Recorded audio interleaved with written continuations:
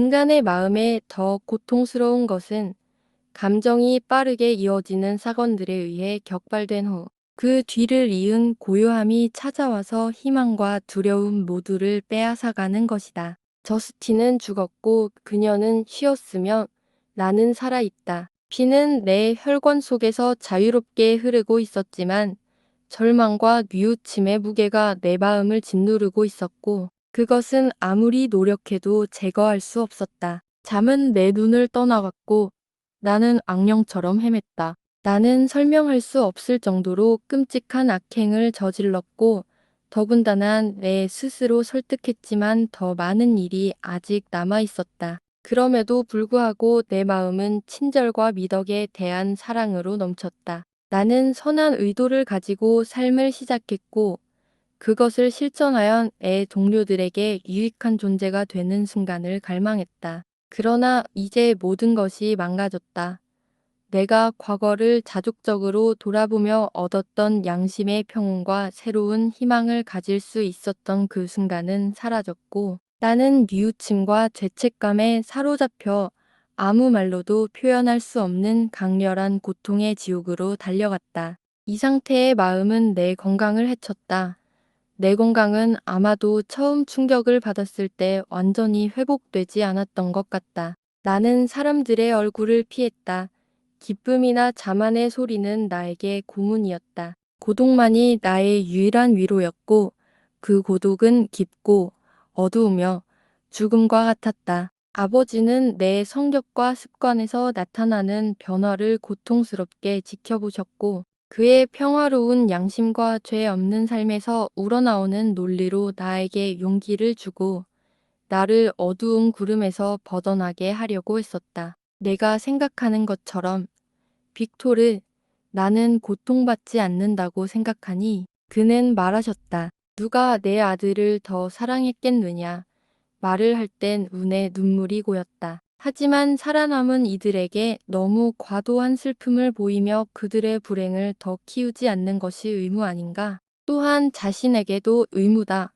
과도한 슬픔은 발전이나 즐거움을 방해하고 매일의 유용한 일조차 하지 못하게 한다. 그런 사람은 사회에서 설 자리가 없다. 이 조언은 좋은 것이었지만 내 상황에는 전혀 적용될 수 없었다. 만약 뉘우침이 없고 두려움이 내 감정에 섞이지 않았다면 나는 슬픔을 숨기고 친구들을 위로했을 것이다. 하지만 지금 나는 아버지에게 절망적인 표정을 지으며 그를 피하려 했다. 이때 우리는 벨리브르로 이사했다. 이 변화는 나에게 특히 기쁜 일이었다. 매일 밤 10시 정해진 시간에 문이 닫히고 그 이후에는 호수에 더 있을 수 없다는 제네바의 규제가 내게 매우 불편했기 때문이다. 이제 나는 자유로워졌다. 자정이 지난 후 가족들이 잠자리에 든 뒤 나는 종종 배를 타고 호수 위에서 몇 시간씩 시간을 보냈다. 때때로 나는 돛을 펼쳐 바람에 실려갔고 때때로는 배를 타고 노를 저어나가 호수 한가운데에서 비참한 생각에 잠기곤 했다. 주위가 고요하고 내가 그곳에서 유일하게 불안한 존재일 때, 때로는 내가 그 아름답고 신성한 풍경 속에서 미쳐 헤매고 있는 것만 같았다. 박쥐나 개구리 소리, 그 고통스러운 울음소리는 내가 해안에 가까워질 때만 들렸고, 그럼에도 나는 종종 호수에 뛰어들어 물이 내 고통과 재앙을 영원히 묻어주기를 바랐다. 그러나 나는 그 생각을 참았다. 나는 사랑하는 엘리자베스를 떠올렸다. 그녀는 고귀하고 고통스러웠으며 그녀의 존재는 나와 얽혀 있었다. 또 내 아버지와 살아남은 가족들도 생각했다.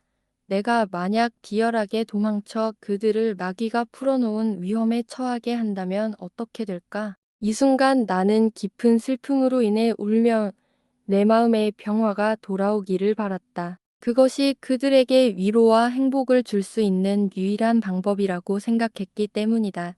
그러나 그것은 불가능했다. 뉘우침은 모든 희망을 꺼뜨렸고 나는 되돌릴 수 없는 악행의 저자였기 때문에 매일 그 괴물이 또다시 악행을 저지를까 두려움에 떨었다. 나는 모든 것이 끝난 것이 아니라는 모호한 느낌을 가졌고 그가 여전히 어떤 대범한 범죄를 저질러 과거의 범죄 기억을 거의 지워버릴 것 같았다. 내가 사랑하는 것들이 남아있는 한 두려움은 계속됐다. 그 악마를 향한 혐오는 상상할 수 없을 정도였다. 그를 생각할 때마다 나는 이를 갈았고 내 눈은 충혈되었으며 내가 그렇게 무심코 준 생명을 끄고 싶었다. 그의 범죄와 악행을 생각할 때 내 증오와 복수심은 절제를 넘어섰다.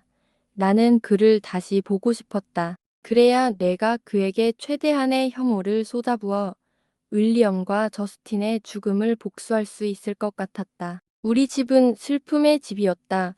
아버지의 건강은 최근 사건들의 공포로 깊이 흔들렸다. 엘리자베스는 슬프고 의기소침해졌다. 그녀는 더 이상 일상적인 일에 기쁨을 느끼지 못했다. 모든 즐거움은 죽은 자에 대한 모독처럼 여겨졌고 그녀는 죽음을 당한 영혼에 대해 영원한 슬픔과 눈물을 흘려야 한다고 생각했다. 그녀는 더 이상 젊은 시절 호숫가를 걸으며 우리의 미래에 대해 열정적으로 이야기했던 행복한 존재가 아니었다. 우리를 이 세상에서 떠나고 싶게 만든 첫 번째 슬픔이 그녀에게 찾아왔고 그 슬픔은 그녀의 가장 소중한 미소를 빛을 잃게 했다. 난 생각해. 내 사랑하는 빅터. 그녀가 말했다. 저스틴 모리츠의 비참한 죽음을 떠올릴 때 나는 더 이상 세상과 그 일들이 예전처럼 보이지 않아. 전에 나는 책에서 읽거나 다른 사람들이 말하는 부정과 불의를 고대의 이야기나 상상의 악으로 여겼어. 적어도 그것들은 멀리 있었고 상상보다는 이성에 더 친숙했지. 하지만 이제 불행이 우리에게 왔고 사람들은 서로의 피를 갈망하는 괴물처럼 보여. 그러나 나는 불공정하다고 생각해. 모두가 그 불쌍한 여자가 유죄라고 믿었고 그녀가 그 죄를 범했다면 그녀는 정말 인간의 가장 타락한 존재였을 거야. 몇 개의 보석을 위해서 자기가 돌보던 아이를 죽인다는 것은 자기가 친자식처럼 사랑한 아이를 죽였다는 것은 나는 아무리 그래도 어떤 인간도 죽음을 당하는 것을 용납할 수는 없지만 확실히 그런 존재는 인간 사회에서 함께할 자격이 없다고 생각했을 거야. 하지만 그녀는 무죄였어. 나는 알아. 나는 느껴. 그녀가 무죄였다는 것을. 너도 같은 생각이지? 나는 그걸 확신해. 아, 빅토르. 만약 거짓이 진실처럼 보일 수 있다면 누가 자신에게 확실한 행복을 보장할 수 있겠어? 나는 마치 절벽의 끝에서 걷고 있는 기분이야. 그곳으로 수천 명이 몰려들고 나를 그 구덩이에 밀어 넣으려는 것 같아. 윌리엄과 저스틴은 살해당했고 범인은 도망쳤어. 그는 세상을 돌아다니며 자유롭고 아마도 존경받고 있을 거야. 하지만 내가 똑같은 죄로 교수형에 처해져야 한다면 나는 그런 괴물처럼 되지는 않을 거야. 나는 그녀의 말을 들으면서 극심한 고통을 느꼈다. 나는 행동으로는 아니었지만 실제로는 진정한 범인이었다. 엘리자베스는 내 얼굴에서 고통을 읽고 친절하게 내 손을 잡으며 말했다. 내 사랑하는 친구, 진정해야 해. 이 사건들은 나에게 깊이 영향을 주었지만 나는 너만큼 비참하지 않아. 너의 얼굴에는 절망과 때로는 복수의 표정이 있어서 나를 두렵게 해. 사랑하는 빅토르, 이 어두운 감정들을 덜쳐내야 해. 내 주변에 있는 친구들을 기억해. 우리 모두가 너에게 희망을 걸고 있어. 내가 그렇게 귀하게 여긴 그녀의 말이 내 마음속의 괴물을 몰아낼 수 있을까? 그녀가 말하는 동안 마치 그 순간 누군가가 그녀를 내 곁에서 빼앗아 가려는 것만 같아서 나는 두려움에 사로잡힌 듯 그녀에게 더 가까이 다가갔다. 그렇지만 우정의 다정함도 땅과 하늘의 아름다움도 내 영혼을 괴로움에서 구원할 수 없었다. 사랑의 음성조차 아무 소용없었다. 나는 유익한 영향이 침투할 수 없는 구름에 둘러싸여 있었다. 상처 입은 사슴이 지친 다리를 이끌고 아무도 지나지 않는 곳으로 가서 자기를 찔렀던 화살을 바라보며 죽는 모습을 떠올리면 그것이 내 모습 같았다. 때때로 나는 내 마음을 짓누르는 절망에 맞서 싸울 수 있었지만 때때로 내 영혼의 격렬한 감정들이 나의 몸을 움직여 장소를 바꿔보면 내 참을 수 없는 감정을 조금이라도 덜어보려 했다. 그런 시기에 나는 갑자기 집을 떠나 근처 알프스 계곡으로 향했다. 그곳의 웅장함과 영원함에서 내 자신과 내 일시적인 인간적인 슬픔들을 잊어보려고 했다. 나는 샤모니 계곡을 향해 여행을 떠났다. 어린 시절 그곳을 자주 방문했었다. 그때로부터 6년이 흘렀다. 나는 이제 쇠약해졌지만 그 거칠고 변함없는 풍경은 아무것도 변하지 않았다. 여행의 첫 부분은 말을 타고 진행했다. 이후에는 더 튼튼하고 거친 도로에서 상처를 덜 입을 수 있는 노새를 고용했다. 날씨는 맑았고 8월 중순 저스틴의 죽음으로부터 2달이 지난 때였다. 내 영혼에 짓눌렸던 무게가 아르브 협곡을 더 깊이 들어가면서 조금씩 가벼워지는 느낌이 들었다. 나를 둘러싼 거대한 산과 절벽, 암석 사이로 흐르는 강물의 소리, 폭포에 물이 부딪히면 해는 소리는 신의 능력처럼 강력한 힘을 말해주었다. 나는 더 이상 어떤 존재 앞에서도 두려움이나 굴복하지 않았다. 하지만 높이 올라갈수록 계곡은 점점 더 웅장하고 놀라운 모습을 보였다. 소나무가 자생하는 산에 절벽에 매달린 성체들, 거센 아르브 강, 나무들 속에서 때때로 보이는 오두막들이 독특한 아름다움을 잃었다. 하지만 그 웅장함은 위대한 알프스 산맥에 의해 더욱 증대되었고 그 하얗고 빛나는 피라미드와 돔은 다른 세상, 다른 존재들의 거처처럼 보였다. 나는 펠리시의 다리, 그곳에서 강이 만든 협곡이 나에게 펼쳐지기 시작하면서 산을 오르기 시작했다. 곧 샤모니 계곡에 도착했다. 이 계곡은 훨씬 더 놀랍고 웅장했지만 세르복스 계곡만큼 아름답거나 그림 같은 풍경으로 보이지는 않았다. 높은 눈 덮인 산들이 그곳의 경계를 이루고 있었지만 나는 더 이상 파괴된 성들이나 비옥한 들판을 보지 못했다. 거대한 빙하들이 도로에 닿아 있었고 나는 더러지는 눈사태의 천둥 소리를 들었고 그 지나가는 흔적의 연기를 보았다. 몽블랑.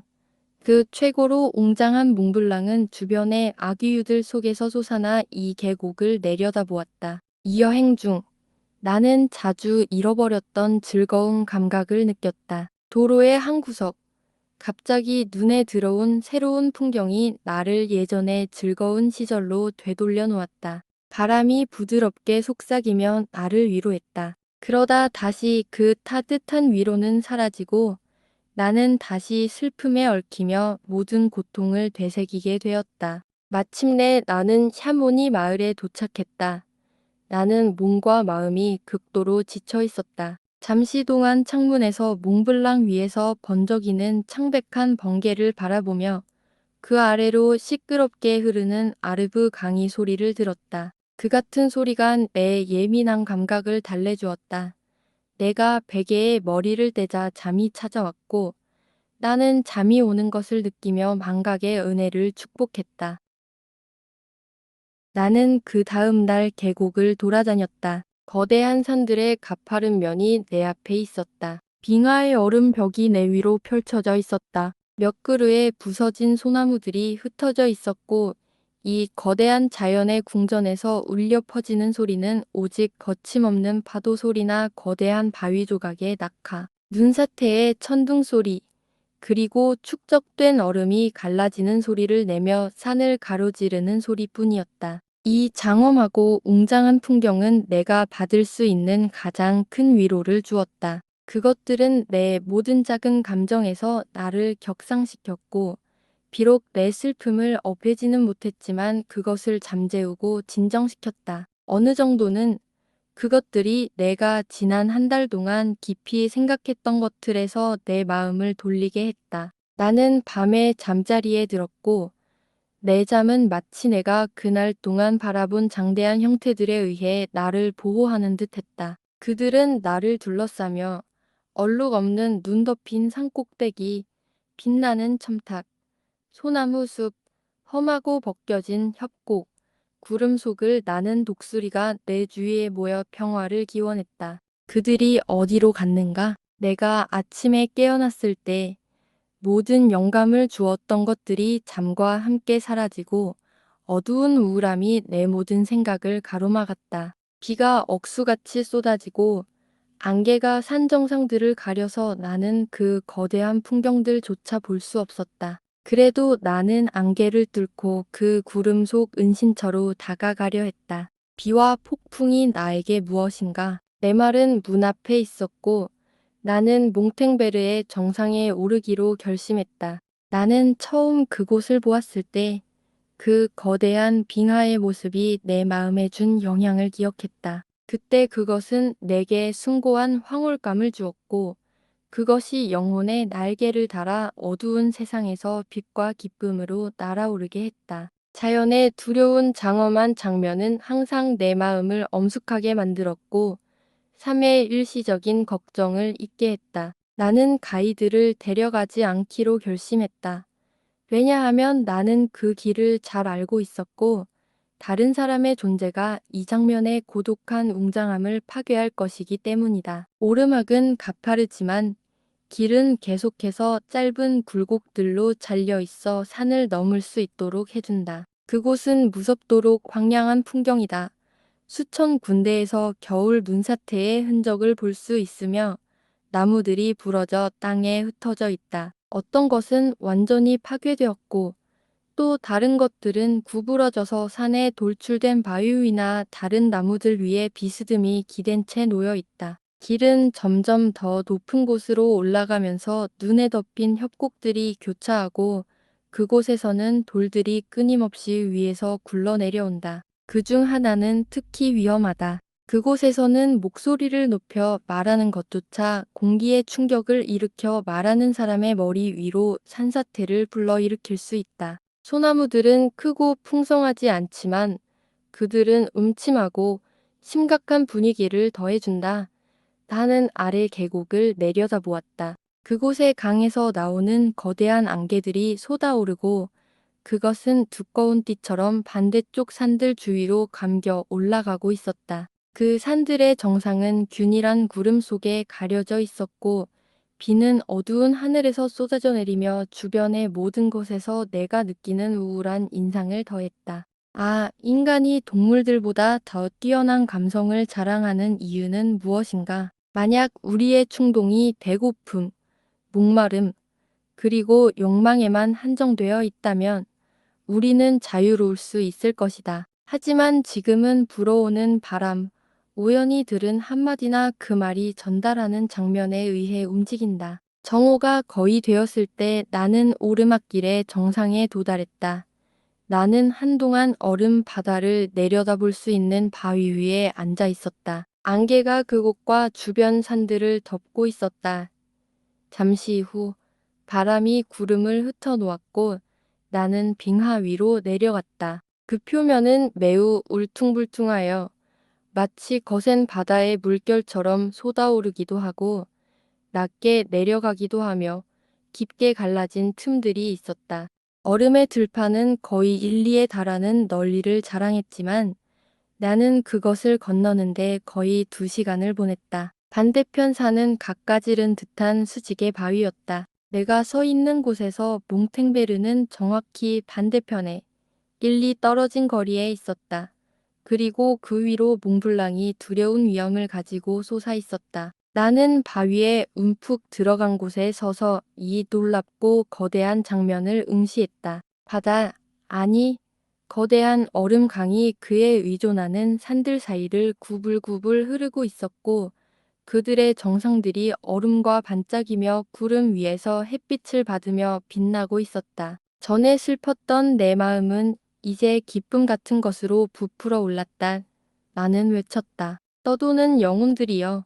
만약 정말로 떠돈다면 좁은 침대에 눕지 말고 내게 이 작은 행복을 허락하거나 아니면 나를 너희와 함께 인생의 기쁨에서 멀리 데려가라. 내가 이렇게 말했을 때 나는 갑자기 한 남자의 형체를 멀리서 보았다. 그가 초인적인 속도로 나를 향해 다가오고 있었다. 그는 내가 조심스럽게 걸어갔던 얼음에 갈라진 틈들을 넘나들며 다가왔다. 그의 키는 또한 그가 가까워질수록 인간을 초과하는 것처럼 보였다. 나는 당황했다. 안개가 내 눈을 가렸고 기운이 빠지는 듯한 느낌을 받았지만 산에서 불어오는 차가운 바람에 의해 나는 곧 회복되었다. 그 형체가 가까워짐에 따라 그것은 정말로 끔찍하고 혐오스러운 광경이었다. 나는 그것이 내가 창조한 괴물임을 깨달았다. 나는 분노와 공포에 떨며 그의 접근을 기다렸다가 결국 그와 치명적인 전투를 벌일 결심을 했다. 그는 다가왔다. 그의 얼굴은 승고통과 멸시, 악의가 뒤섞인 듯했으며 그 비인간적인 추악함은 인간의 눈으로는 보기 어려울 정도로 무서웠다. 그러나 나는 이것을 거의 눈치채지 못했다. 분노와 증오가 처음에는 내 입을 막았고 나는 겨우 그를 향해 격렬한 증오와 경멸을 표현하는 말들로 그를 압도했다. 악마야, 내가 외쳤다. 너는 감히 나에게 다가오냐? 너는 내 손에 내려질 맹렬한 복수의 두려움을 느끼지 않느냐? 저주받은 벌레야. 거져라. 아니면 여기서 기다려라. 내가 너를 가루로 만들 수 있도록. 나는 이런 대접을 예상했다. 괴물이 말했다. 모든 인간은 불쌍한 존재를 싫어한다. 그렇다면 내가 인간보다 불행한 존재라면 얼마나 더 미움받겠는가. 그러나 너는 나의 창조자임에도 불구하고 나를 증오하고 경멸한다. 나와 너의 존재는 하나가 되어 끊을 수 없는 유대감을 형성해야 하는 것이 아닌가? 너는 나를 죽이려 한다.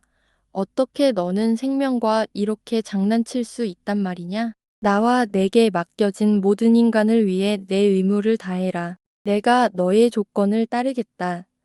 내가 따르겠다는 말은 나와 너를 평화롭게 하고 너와 나의 주변 사람들에게도 평화를 주겠다는 것이다. 하지만 너가 거부한다면 나는 죽음으로 입을 채우고 너의 남은 친구들의 피로 그것을 만족시킬 것이다. 혐오스러운 괴물, 너는 악마에 불과하다. 지옥의 고통은 너의 죄에 비해 너무나도 온화한 복수다. 불쌍한 악마야, 너가 나에게 창조된 존재로선 나를 책망한다고? 그렇다면 오라.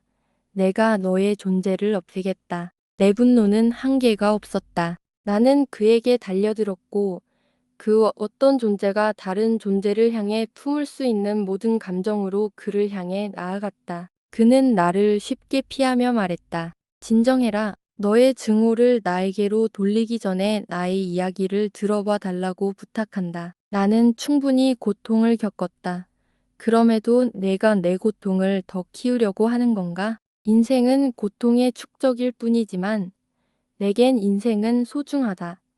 너는 나를 내 자신보다 강하게 만들었다. 내 키는 너의 키보다 크고 내 관절은 더 유연하다. 그러나 나는 너와 싸울 생각은 없다. 나는 너의 창조물이다. 그리고 나는 내 창조자에게 온순하고 순종적이 될 것이다. 만약 너도 너의 의무를 다한다면 말이다. 오, 프랑켄슈타인. 모든 이들에게 공정하되 나만을 짓밟는구나. 너가 나에게 보여줄 정의와 자비와 애정은 마땅히 나에게 주어져야 한다는 것을 기억해라. 나는 너의 창조물이다. 나는 너의 아담이 되어야 하지만 오히려 너는 아무런 죄도 없이 나를 슬픔으로 쫓아내 타락한 천사가 되게 했다. 나는 행복이 어디에나 있음을 보지만 나는 영원히 행복으로부터 제외된다. 나는 자비롭고 선했었다. 하지만 고통이 나를 괴물로 만들었다. 나에게 행복을 달라. 그리하면 나는 다시 선해질 것이다. 꺼져라. 나는 너의 말을 듣지 않겠다.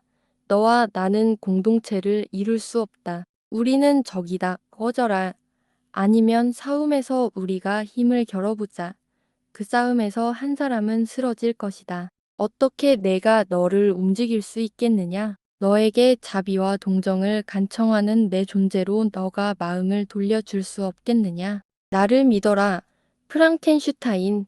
나는 자비로웠다. 내 영혼은 사랑과 인간성으로 빛났다. 하지만 나는 비참하게 외롭다. 너, 나를 혐오하는 나의 창조자. 내가 인간들에게서 무엇을 바라지 않았으나 그들은 나를 거절하고 미워한다. 황량한 산과 음침한 빙하가 나의 피난처이다. 나는 여러 나를 떠돌았다. 얼음 동굴들, 나는 그곳만 두려워하지 않는다. 그곳은 나에게 유일한 집이며 인간이 나에게 주지 않는 유일한 곳이다. 이 음산한 하늘은 나에게 온기를 주는 것처럼 느껴지며 그것은 나에게 위로를 준다. 만약 인간들 다수가 나의 존재를 알게 된다면 그들은 너처럼 나를 멸망시키려고 할 것이다. 그렇다면 내가 나를 미워하는 자들을 어찌 사랑할 수 있겠느냐? 나는 내 적들과 절대로 타협하지 않을 것이다. 나는 비참하고 그들은 나의 비참함을 공유할 것이다. 그러나 너는 나에게 보상해 줄 수 있고 너와 내 친구들에게서 그 악을 멀리할 수 있다. 그것은 너만이 할 수 있는 것이다. 내 자비심을 발휘해라. 나를 무시하지 말고 내 이야기를 들어라. 네가 듣고 나면 내게 자비를 베풀거나 나를 버려라. 하지만 내 말을 들어라. 인간법에 의해 유죄 판결을 내리기 전에 피고는 그들의 변호를 할 기회를 준다. 내 말을 들어라. 프랑켄슈타인. 너는 나를 살인자로 고발하지만 너는 너의 창조물을 멀리할 마음을 가진 자다. 그렇지만 나는 너에게 살려달라고 요청하지 않는다. 내 말을 듣고 그 후에 내가 할 수 있다면 너의 손으로 만든 이 창조물을 파괴하라. 왜 내가 떠올리기만 해도 끔찍해서 몸서리가 쳐지는 그 일들을 떠올리게 하느냐. 내가 대답했다. 내가 바로 그 끔찍한 존재의 기원과 창조자가 된 것을. 내가 처음 빛을 본 날은 저주받아야 한다. 비록 내가 나 자신을 저주하지만 너를 만든 손들도 저주받아야 한다. 너는 나를 말로 표현할 수 없을 정도로 불행하게 만들었다. 너는 내가 너에게 공정한지 아닌지를 고려할 힘도 남기지 않았다. 꺼져라. 너의 혐오스러운 모습을 더 이상 보게 해줘서는 안 된다. 그렇게 내가 너를 구해줄 것이다. 나의 창조자여. 그가 말했다. 그리고 그가 내 눈앞에 그의 혐오스러운 손을 놓았다.